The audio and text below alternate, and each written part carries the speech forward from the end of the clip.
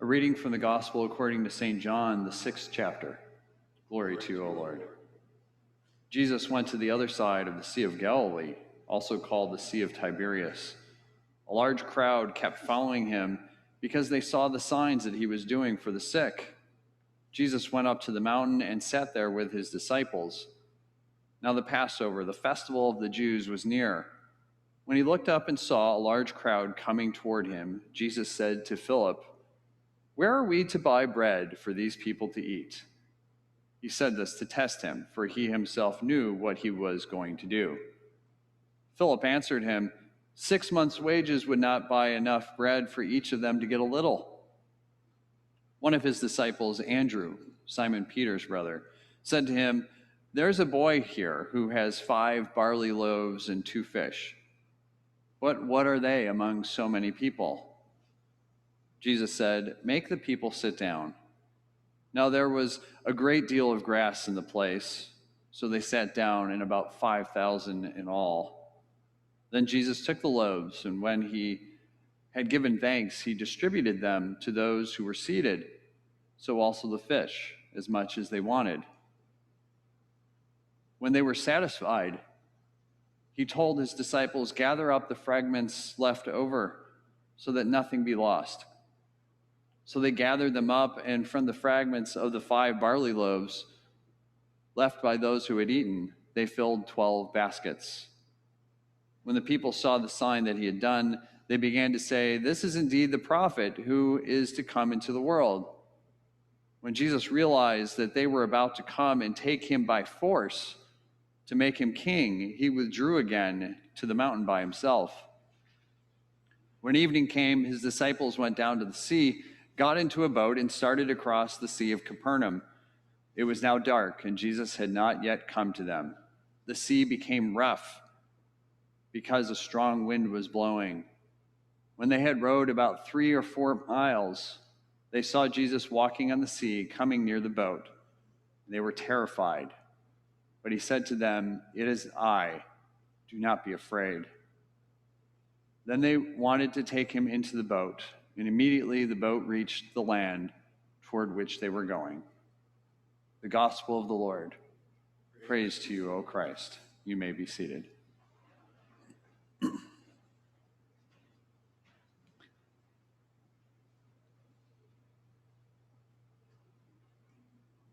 First of all, kudos to our AV team for figuring out whatever was going on. We've experienced a miracle. So you all know, I'm sure you all know the story of Goldilocks and the 3 bears, right? Goldilocks and the 3 bears, right? Main characters, what are they? It's in the title, right? Yeah. You got these 3 bears, and they're good bears, right? They live in a nice neighborhood. They're nice with their neighbors, right? They take care of their property, all this type of stuff. And Mama Bear sets down their meal, the porridge, and it's a little too hot, right? And so they're like, well, we're good bears. Let's go out and enjoy nature. Let's just go for a little walk. And so they go, and being in a nice neighborhood, knowing that nobody's going to bother bears, they just leave their door unlocked, and they go for a walk, because how far are they going to go, right? And then Goldilocks, the sweet little innocent girl who's supposed to be doing chores, decides, that's not for me. She goes hiking in the woods, looking for butterflies or something, smells the porridge, and she likes porridge, and so then she goes sniffing towards it and finds the bear's house, right? She gets there, and she's looking in the windows. I don't see anybody around, but, there's the porridge. Checks the window, no, goes to the front door, it's unlocked. She decides to go in. She helps herself to the first one. It's too hot, too cold, and the third one's just right, and so she eats the whole thing, right? Then she gets tired, and she goes in the living room, sits in a chair, too hard, too soft, just right, and she breaks it. And then she's still tired and now upset because the chair didn't do what she wanted, so she goes traipsing around the house, finds the bedroom, Too hard, too soft, just right, falls asleep. The bears come home, right? And they're like, wow, somebody's been eating my porridge. They go through all that, right? It's all gone. They left a mess. They didn't do the dishes. And they ruined the other two. So we can't even eat our porridge. They go traipsing around the house. Hey, someone's been in my chair, my chair, my chair. My chair's been broken. And they left a mess. So then they keep going around. They go through the house. They find the bed. Someone's been in my bed, in my bed, in my bed. And they're still here. And Goldilocks hears it, wakes up, runs out of the house, right? What's the moral of the story? What's the moral of the story? Lock your door. It's one way to do it, right? Don't mess with other people's stuff, right? And then especially because then you got to cover it up and you make a mess. And so then you go do something else and you make a bigger mess and, you anger people and all that type of stuff, right? Goldilocks and the Three Bears. She's never satisfied. She's probably got everything she needs at home, and it's not good enough.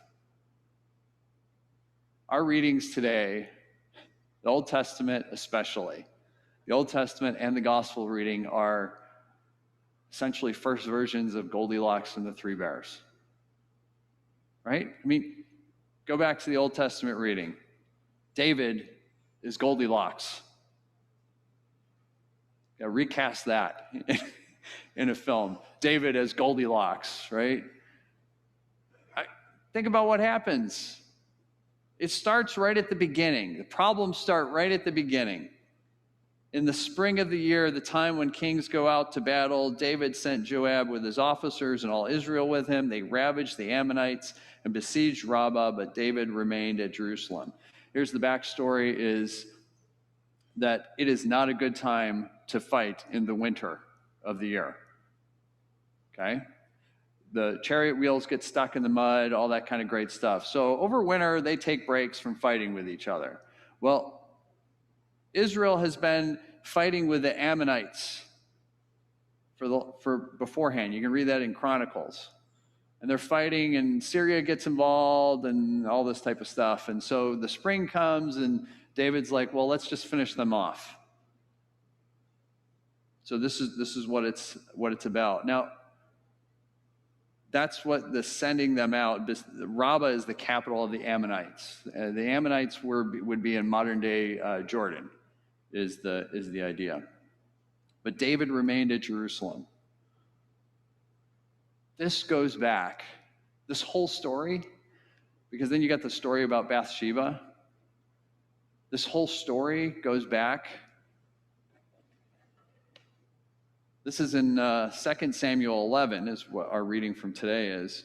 If you go back to 1 Samuel 8, maybe you remember this. Israel demands a king. They were, Samuel, you're getting old. And your kids, they're not quite the same as you. Give us a king to govern us. And the Lord said to Samuel, listen to the voice of the people and all they say to you, for they haven't rejected you, they've rejected me. But tell them, warn them of what it is that they're asking for. And so Samuel goes and reports and gives this whole list of, you really want a king? Here's what's going to happen if you want a king. This is what it's going to be like. They're going to take... You're going to live a country music song, traditional country music. You're going to lose your house, your car, your woman, your this, your that, everything, right? They're going to take it all. But the people refused to listen to the voice of Samuel. They said, no, we're determined to have a king over us so that we can be like other nations, that our king may govern over us and go out and fight our battles. Oh, did you hear that? The king's going to go out and fight your battles for you. And here we get the very beginning of 2 Samuel 11. What is David doing? He sends out Joab and all of his officers in Israel, but David remained at Jerusalem. He can't even live up to the expectations that were not even good to begin with. The people are not satisfied. They want a king. What God is providing isn't good enough, apparently. And David has either gotten lazy or egotistical or something. He doesn't feel like he even needs to follow through with what the people wanted. That's the setup. Goldilocks didn't want to do her chores, and so then she goes off and gets into trouble. And every time that something happens with David, what's he got to do? He's got to cover it up. He's not satisfied. God has given him everything. He's the king of Israel, anointed by God. And he's got plenty of wealth. He's in a beautiful house. He's married to how many other women? He's got concubines. He's got everything. And it's not good enough. He's not satisfied. He's not satisfied with what God was giving him. And so then he wants more. Have you ever eaten a meal? I've done this plenty of times. That's why I had to go on a diet. I've eaten a meal, and it was so good, right? Have you ever eaten a meal that's just so good, and you get to the point that you're full, you're satisfied? And have you ever eaten more? And that's when we get problems, right? Because it was so good. It starts from something that is so good, and we want more. But the problem is, when we go past that, it's no longer satisfying. It goes beyond. Maybe God knows how much we need.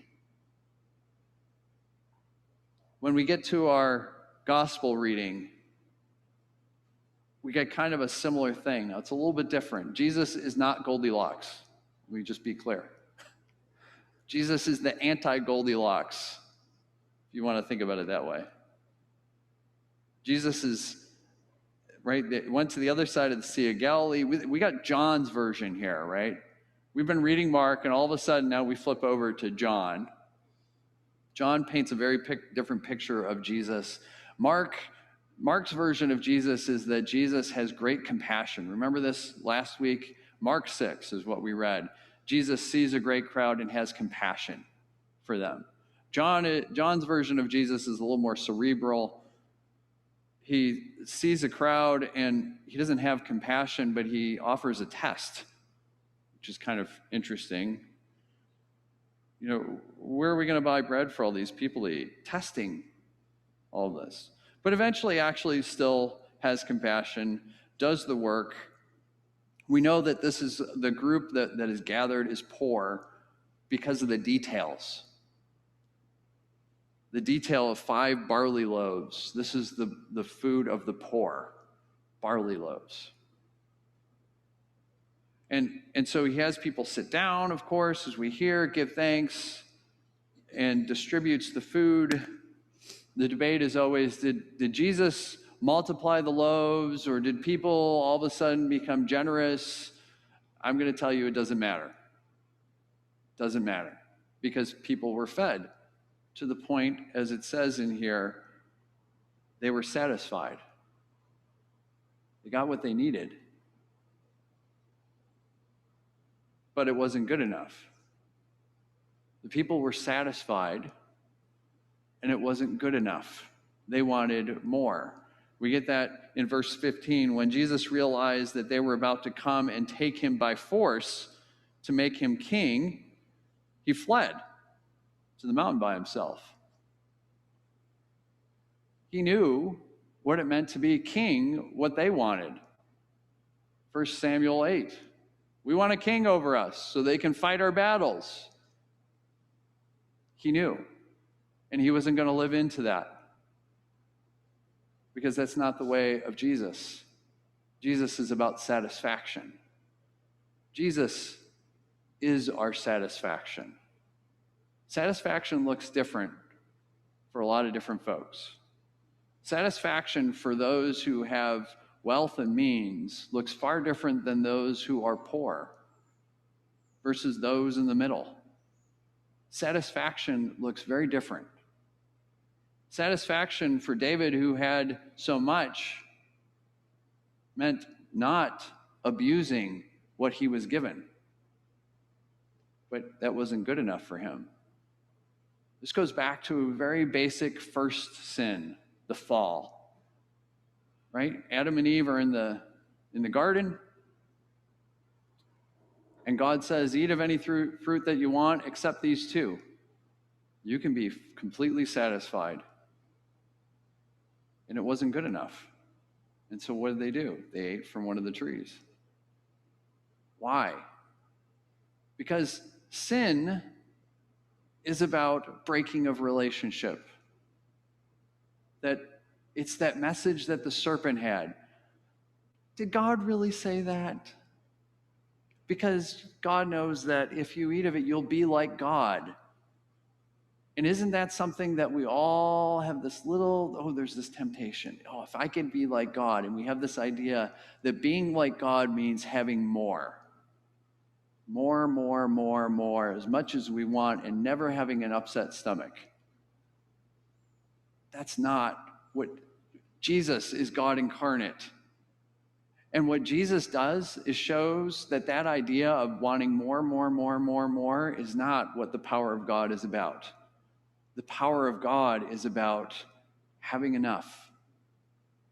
Because there's more than enough to go around. In fact, after all are filled, they gather up the fragments, and they have 12 baskets. This goes back also to our confession. If you remember what our confession was, we struggle with this. It's hard to believe there's enough to share. This is what we confessed. We question your ways when they differ from the ways of the world in which we live. We turn to our understanding rather than trusting in you. We take offense at your teachings and your ways. Turn us again to you. Where else can we turn? That's our confession. Jesus is our satisfaction. Always has been, always will be. And we're human and we're sinful, and guess what we're going to do? We're going to convince ourselves that it's not enough. And yet Jesus keeps showing up, keeps offering enough to be satisfied, and says, there's a different way, a way where there is enough for everybody, more than enough. The idea that we are constantly in scarcity means that we have to get ours from other people. The good news of God is that way is exhausting, and what God offers us is satisfying. Satisfaction. Only in satisfaction can there be rest. Only in satisfaction can there be wholeness. And that's what God has always been about. It's not about us doing more. It's about us receiving what God offers and being satisfied and letting go that we need more, that we need more, that we need more. In a few minutes here, you're going to receive satisfaction in a little cup and a little piece of bread, and it'll be just enough.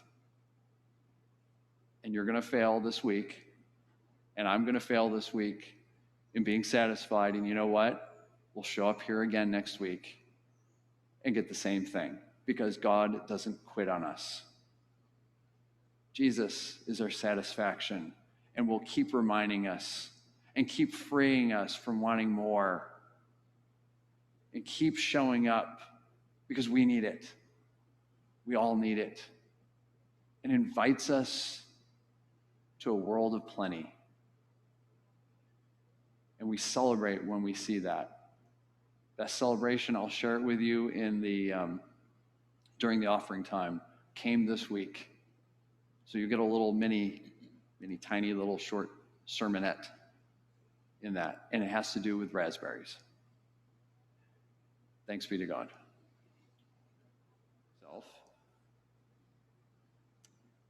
And one of the things that I want to highlight about the offering is that it has an impact in ways that we don't normally think about.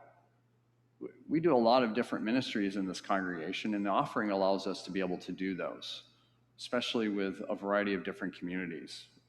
One of the things that we make a collection for is Project Share. It supports those who need food in our community.